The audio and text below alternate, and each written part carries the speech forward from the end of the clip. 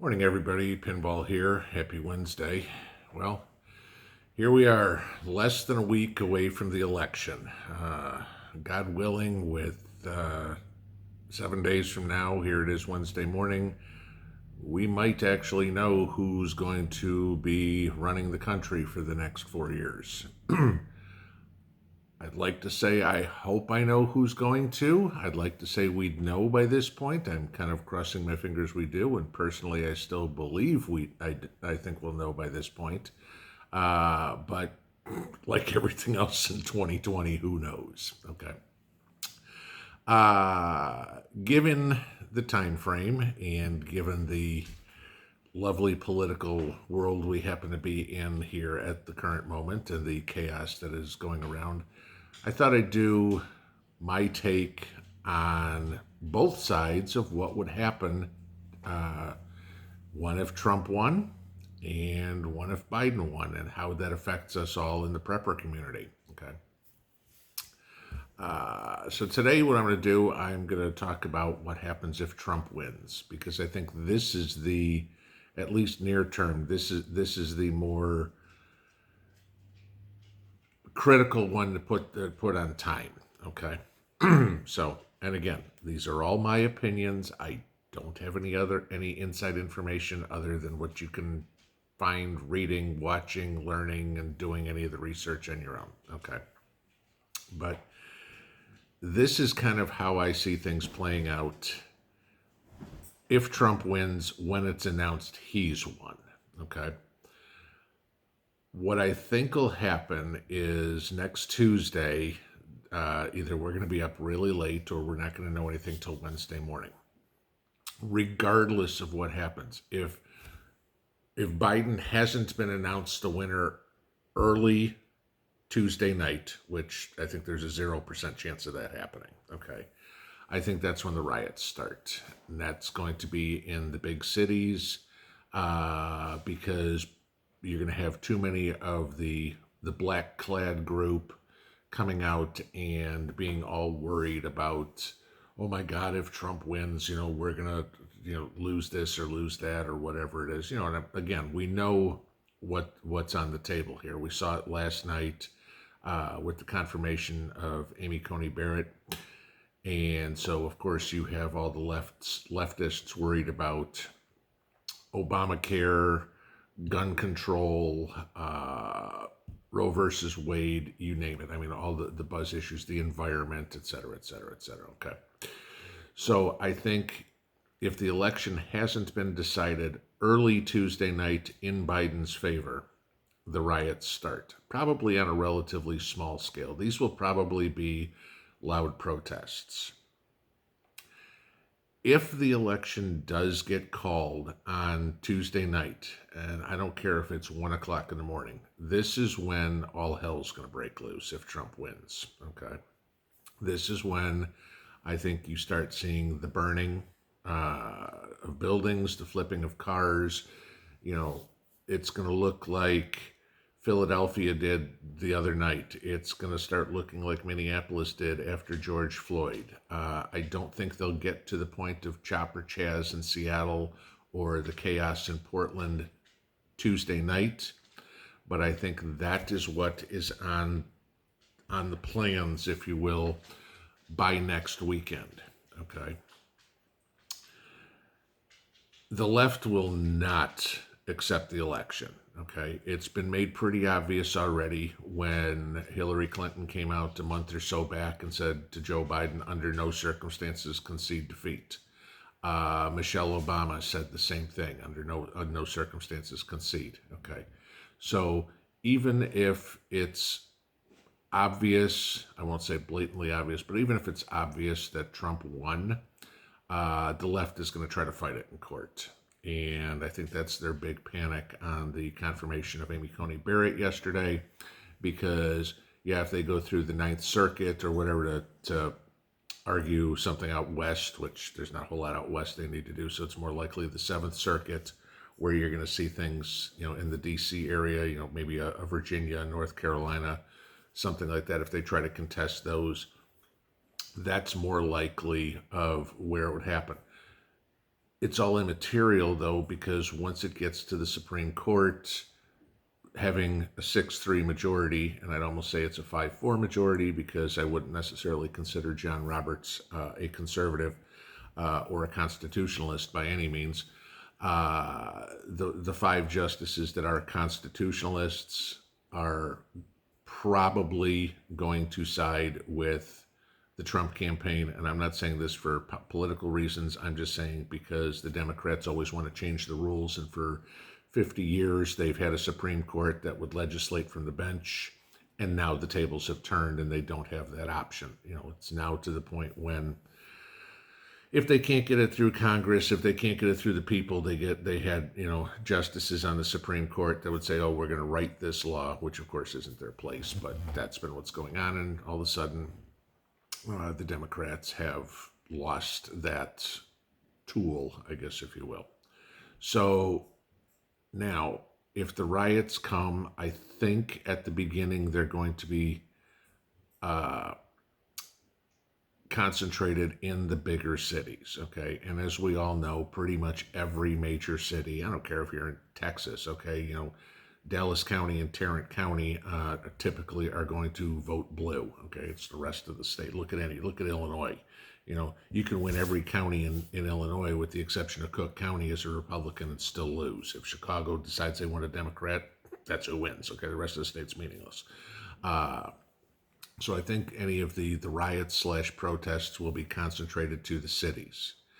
Now, that will probably start to spread because you're going to see, just like we had with some of these other situations, they're going to go to the suburbs next. And we all saw the story about the couple in St. Louis that, was out, protecting their property, from the gate crashers, the peaceful protesters that, crashed through a gate, that they didn't live downtown. They lived in the suburbs. Okay. And, you saw the video of the guy a couple of weeks ago in Wisconsin who had people riding motorcycles in his front yard in the middle of the night. That again was in the suburbs. So eventually it's going to get to the suburbs. Okay. So how fast this is quelled, I have no idea, but you're already seeing stories on both sides, if you will. Okay, you've got the shutdown DC movement that's already put out their manifesto, their manifesto and their marching orders, if you will, to everybody to how to protest, how to deal with the police, et cetera, et cetera, et cetera. And it's an interesting read, and thanks to John at Prepper Nation for putting that out to everybody. It was a very good read. I believe it's on his Patreon account, but if you go back and watch one of his older videos, specifically about it, he'll tell you how to read it. But it's good to know, as long as you've got the information ahead of time, you know what to expect. Okay. Then after it gets through the suburbs, then it will probably quell, okay? Because you have not only the organized groups, I've got to say they're by Soros, okay? I think that's pretty hard to not agree with at this point. But you also have Department of Homeland Security already putting out their game plan for how they are going to quell all these riots, how they're going to stop it, okay? You've already had some states have the National Guard on alert, okay, basically ready to go. And should anything happen, they will come in and snuff out the protests pretty quickly. That's kind of my expectation. It's going to be ugly. It's going to be ugly anywhere between Election Day next Tuesday and probably at least a week or so after, in this scenario, after Trump was declared the winner. Okay. I think eventually things will calm down a little bit because we're also coming into the holidays. Now, of course, you get gangbangers and stuff like that care less about Thanksgiving. But you're gonna start seeing, I think, a little bit of quelling on that. Also, the weather is probably going to be very helpful. I guess Probably half the country right now is seeing record lows. You know, watching TV, here in the last couple of days. I mean, I'm seeing people in Pennsylvania and Michigan, they're all bundled up, hats, scarves, winter coats, snow, rain, sleet. One of you folks here on yesterday's video said it was 45 degrees in Amarillo, Texas, and you usually don't see temperatures like that until January. So I think the cold weather will help calm stuff down, but that's kind of where I see it going. Now, how do we prepare for that? Okay. And this is the reason why I'm doing this video a week ahead of time. All right. We have literally 7 days left, including today, till Election Day. You have one weekend left, and hopefully most of you guys have jobs and you're working. So, the only time you have to do any of this is on Saturday and Sunday. If you don't and you've got extra time to do it, that probably means you don't have extra money to do it. So, it's kind of damned if you do, damned if you don't. Make sure you've got everything that you need. Okay. Make sure you've got enough food. I'd say at this point, you better have enough food for a minimum of a month. Not that the stores are necessarily going to run out, but I have a feeling that for the next month, it's probably going to be relatively dangerous to leave your house. Okay. And I'm not trying to fearmonger or anything like that. And again, it depends on what you live, where you live. If you live in BFE somewhere and, everybody in town, the town's got 1,500 people in it or whatever it is, probably not that much to worry. Okay. But if you live in a city or the suburbs of a major city, yeah, you don't know what's going to happen. Okay. And my comment always is this: all it's going to take is one bad situation and the whole thing goes off like a tinderbox. Okay. Yeah, the guy yesterday in Philadelphia waving a knife, or 2 days ago, waving a knife at a cop and kept going at him and going at him and going at him. And the cops kept telling him to stop, stop, stop, as the cops are all backing up. Well, eventually the guy got shot 14 times. Sorry, one less scumbag in the world. I'm not worried about it. You want to go after cops who have guns and you have a knife, okay? You're gonna lose no matter what happened. Guess what? You lost. You're in the morgue. Okay. Sorry, no tears shed from this guy. But you're gonna have those crazy people out there that I've got a knife. I'm a big badass, and I'm gonna do whatever. And you don't know where they're gonna be. You may run into them in the grocery store, the Walmart, the gas station, whatever it would be. So head on a swivel, as everybody always says, with the old military term. In other words, be aware of your surroundings at all time. That's basically what it means. Okay, always looking to the left, looking to the right, checking out behind you. I'll give you one trick I've used my entire life. Okay, I'm a big guy. I'm 6'8", 290. All right, you got to have some balls to come at me, even though I'm in my 50s. Okay, I'm still bigger than most people. I like to walk behind anybody that's in front of me, because I can see over the top of them, so I can see if a threat's coming, and I know if there's a threat from behind, they got to get through me before getting to my wife or anybody else I'm with. Okay, so ways to protect yourself and the group you're in. Okay, just my size has a tendency to do that. But have everything you need. Have your food set up. Have anything that you need in regards to a weather situation. Okay, I mentioned on my video the other day about cold weather. If you need to go out and get extra blankets or a winter coat or plastic to put over your windows, or you need to get a space heater in case the power goes out or something like that, you need to do that by this weekend. Okay, and unfortunately, folks, I hate to tell you this, you got to do it in person now, because the chances of you getting anything delivered, if you order it from Amazon or Walmart or anywhere else, sometimes the chances of it being delivered before the election now are slim to none. Okay, even Amazon Prime, 2 days free shipping or whatever it is, that's still taking 5, 6, 7 days if you're lucky.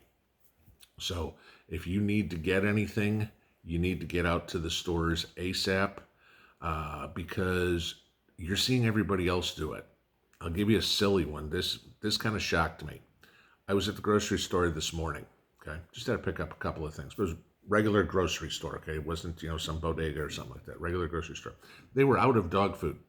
None. No canned dog food. Not generic. Not pedigree. Not anything. No canned dog food. That tells me that people are stocking stuff up. Okay. There was a comment on somebody else's channel yesterday about how many people are prepping. And so I had done a little bit of research on this. This is actually good, but also a little frightening. At the end of 19, it was estimated that 1% of the United States population was preppers. Okay, it's 330 million people, so that means 3.3 million of us were prepping. Great. As of August, 61% of the population of the United States was putting food away. It's about 180, 190 million people. Okay? So if you wonder where some of these shortcomings are coming from, that's where it is. All of a sudden, we just added 175, 185,000 people, or a million people, I'm sorry, putting stuff, adding to, stocking the cupboards, filling the pantries, not necessarily getting to the extent that we do, but where they used to have a week's worth of groceries, now maybe they've got a month. And so that's where the shortfalls are coming from. So if there's anything you need to get before this election, get it, okay? And you're going to have to do it in person, okay? Hopefully, all goes well. I pray to God every time I do one of these videos that I'm wrong. I really can't see the left in this scenario. Tomorrow's video will be if Biden wins, okay? But I really can't see the left going, Trump won, that's it. Okay, back to our normal routine. I just don't see that happening. Not on the thug level, not on the aristocrat level, okay? You're going to have all the thugs out there burning cars, graffiti, doing all that sort of crap. You're also going to have all the wealthy, if you will, filing every lawsuit and getting on every second of news on TV that they can, screaming and yelling that the election was stolen and there's fraud and all this sort of stuff. So it's going to be chaos. And the best thing that you might do if you're stuck in a house for a week or so after the election, which I've said before, I pretty much advise after this weekend, I wouldn't go out of the house until the following weekend. And that's pretty much my plan. I'm not going anywhere, and I'm out in the middle of nowhere. Don't turn on the news, okay? As much as you're going to want to know what's going on, disconnect, take a break. Once they've declared a winner, go turn on some Hallmark movies or something like that. Who cares? Do something to get your mind off of this. This has been the most stressful campaign season in my life, okay? And my first vote was Reagan. But decompress, detox, take some time away from the computer, the news, and, do a puzzle with your kids, okay? Go out and rake leaves and jump in a pile of leaves or something. I mean, do something just to get your mind off of this, because this has gotten to be all-consuming for a lot of us, myself included, okay? And believe me, it's hard for me to turn off the news because I'm just a news junkie. But, take care of yourself, stay back, just be prepared and forewarned that if and when Trump is announced as the victor in this thing, it's going to get crazy instantly, okay? It's not going to be, oh, gee, we'll calm down and then things will change. It's going to be from, I'd say, 8 o'clock Eastern time when the first polls start coming in and closing and the first state's getting called. And it gets dark, okay? Wherever you are when it gets dark, that's when the crazies are going to come out next Tuesday. Do not be anywhere around that, okay? That's what I got for today. We'll talk the other side tomorrow. Have a good one. Pinball out.